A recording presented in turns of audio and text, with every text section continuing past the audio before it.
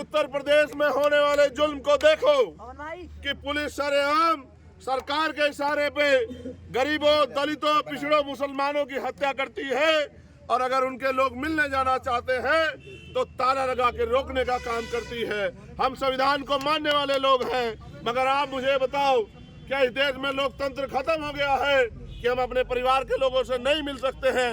ये जुल्म जाती किस लिए?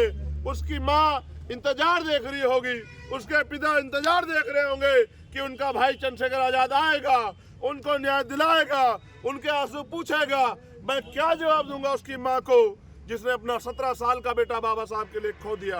ये सरकार और पुलिस की मिली भगत से ये जुल्म हो रहा उत्तर प्रदेश में।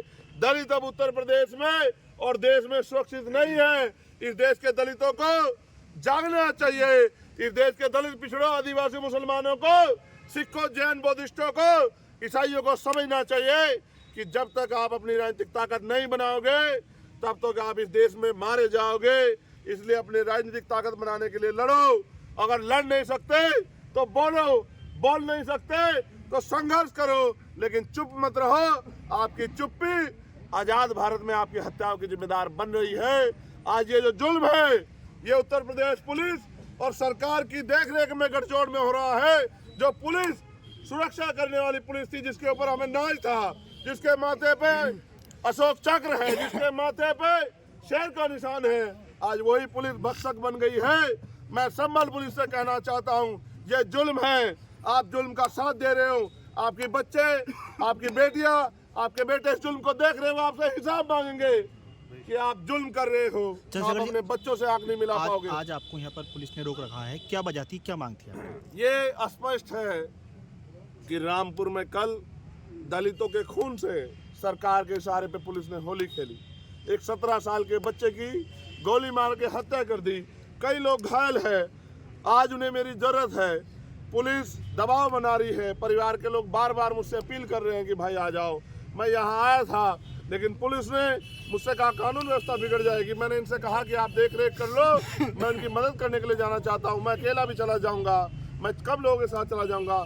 लेकिन इन्होंने इसका ताला लगा के ये जो वादा खिलाफी की है, इस वादा खिलाफी के खिलाफ उत्तर प्रदेश और देश के लोग देख रहे हैं कि किस तरह से जुल्म हो रहा है। और जुल्म के खिलाफ आवाज उठाने का अधिकार जो संविधान हमें देता है, वो भी हमसे छीना जा रहा है उत्तर प्रदेश में। अब क्या मांग है आपकी? हमारी मांग है कि पहले तो हमें अपने परिवार के पास जाने दिया जाए। हम उसके आंसू पूछेंगे, उसकी तकलीफों को जानेंगे, उनके साथ हुए जुल्म को, उसकी खबर लेंगे और जो उनकी मांगे हैं उनके लिए लड़ेंगे। उस भाई को के अंतिम दर्शन करेंगे, उसके सर पे हाथ फेर के महसूस करेंगे कि उसने किस तरह से बाबा साहब के लिए कुर्बानी दी। उसको नहीं पता था कि चंद का जमीन के लिए, वो जमीन जिसको वो जोतता है, जिसमें वो फसल उगाता है, जिसमें वो मेहनत करता है, जिसमें उसका पसीना पड़ता है, उसी जमीन के लिए सरकार की गोलियों से, वो गोलियां जो उनके टैक्स के पैसे से आई है, उन्हीं से उनकी हत्या कर दी जाएगी। ये जुल्म जो है ये असहनीय है। आज मैं अपना दर्द आपको नहीं बता सकता हूँ, क्योंकि हमने सोचा था कि आज़ाद मुल्क ऐसा होगा जिसमें सबको बराबर के अधिकार होंगे, लेकिन कहाँ अधिकार है आप देखो। पूंजीपतियों ने, पैसे